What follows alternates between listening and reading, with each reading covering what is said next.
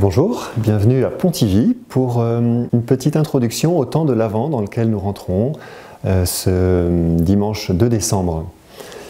Je vous propose d'accueillir les personnages de la crèche. C'est une belle tradition qu'on a dans nos familles de préparer une crèche avant Noël. Et pourquoi pas la préparer dès le début du temps de l'Avent? Parce que pour se préparer à Noël, les personnages qu'on met dans notre crèche, ils ont des choses à nous dire. Ici, à Pontivy, on aurait pu mettre les personnages de la crèche de l'église, les personnages bretons. Ici, ce sont des personnages malgaches qui nous accueillent et qui vont nous aider. Une belle crèche de Madagascar.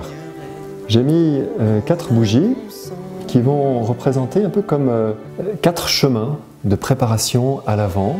Si vous avez une crèche, vous avez Marie et Joseph, forcément dans toutes les crèches, sans doute des bergers, probablement des rois mages, et pourquoi pas un ange. Eh bien, voilà des chemins qui vont nous donner des pistes pour ce temps de l'Avent. Alors, j'aurais envie de commencer par l'ange. L'ange, c'est celui qui, en allant à la rencontre de Marie, se fait témoin du projet de Dieu. Dans les premières lectures de l'Avent, les 3 premiers dimanches de l'Avent, à travers la voix de Jean-Baptiste, on aura une expression du projet de Dieu qui vient en Jésus pour nous apporter le salut, pour que tout ce que Dieu a préparé, qui a été malheureusement mis à mal par le péché, puisse être repris dans l'amour de Dieu qui se fait homme. Et bien l'ange, qui souvent est en haut de nos crèches, parfois à côté d'une étoile, il nous rappelle ce que dira aussi Jean-Baptiste: préparez le chemin du Seigneur car il vient. Dieu a promis un Messie, Dieu a promis un Sauveur, il vient, attendons-le avec confiance et espérance et avec joie. Parce que les anges, le jour de Noël, ils seront les témoins de la grande joie, la joie du salut. Après, il y a peut-être les mages d'abord.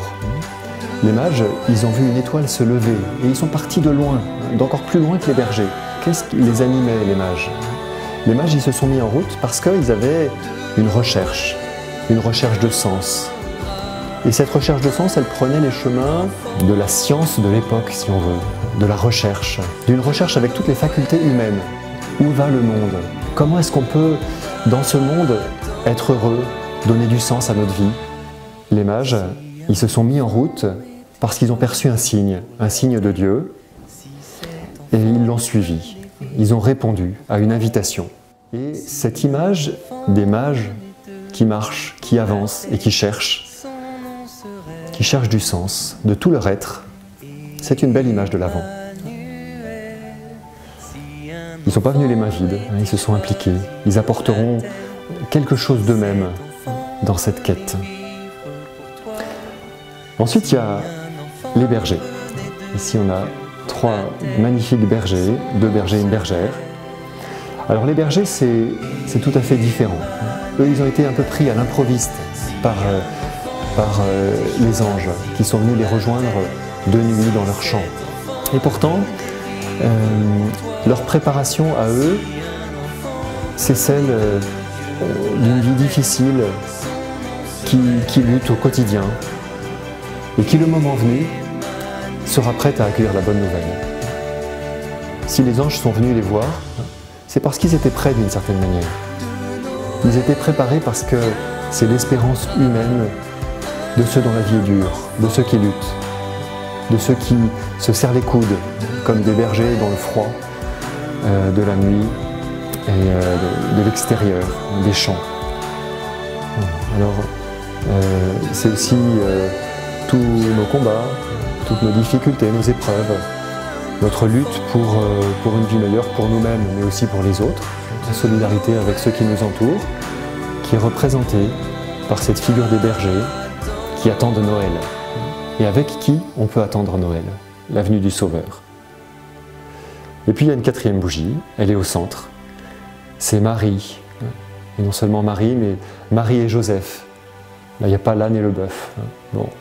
Mais Marie et Joseph, dans leur cœur de parents, dans un cœur de maman, dans un cœur de père, il y a cette attente très profonde qui qui est inscrite dans notre être, un peu on pourrait dire, une attente anthropologique, l'attente de l'humanité qui désire que sa vie porte du fruit, qu'elle s'accomplisse.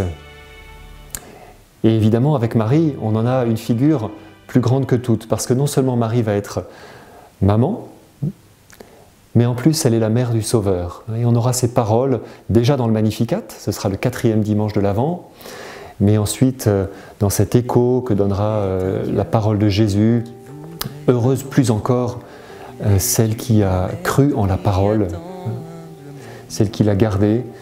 Marie est celle qui accueille Jésus comme une parole de Dieu qui se fait chair, comme cette parole qui vient accomplir notre vie et la rendre féconde à travers sa maternité divine. Voilà, 4 figures de l'Avent.